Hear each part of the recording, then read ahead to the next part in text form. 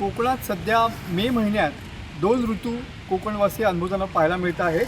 दुपारपर्यंत वाढलेलं तापमान आणि त्यानंतर अवकाळी पाऊस असा दुहेरी ऋतू सध्या कोकणवासी अनुभवत आहेत.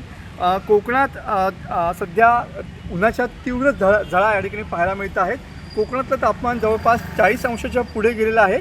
मात्र या वाढत्या तापमानाबरोबरच हवेतील आर्द्रता देखील 55% वरती गेलेली पाहायला मिळते. एकीकडे सूर्य आग ओकतोय दुपारनंतर आणि त्याचनंतर संध्याकाळी या ठिकाणी अवकाळी पाऊस या ठिकाणी पडताना पाहायला मिळतो आहे. कोकणातील हवेतील आर्द्रता 55%हून अधिक या ठिकाणी पाहायला मिळते आहे. म्हणजेच याचा अर्थ की घामाच्या धारांनी सध्या कोकणवासीय जे आहेत ते हैराण झालेलं पाहायला मिळतो आहे. कधी तीव्र ऊन तर कधी ढगाळ हवामान असं दुहेरी जो ऋतू आहे तो या ठिकाणी कोकणवासी अनुभवताना पाहायला मिळतो आहे. कोकणातील पुढील 2 दिवस अवकाळी पावसाचा इशारा जो आहे तो हवामान खात्याने दिलेला आहे.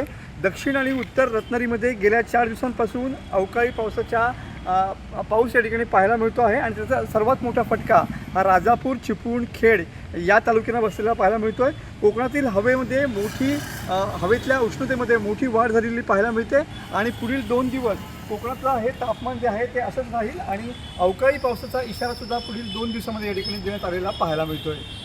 मनोज लेले, TV9 मराठी, रत्नागिरी.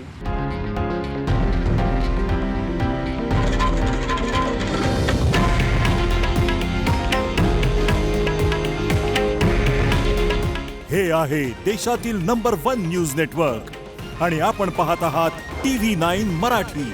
काळजी तुमची, हित महाराष्ट्राचं.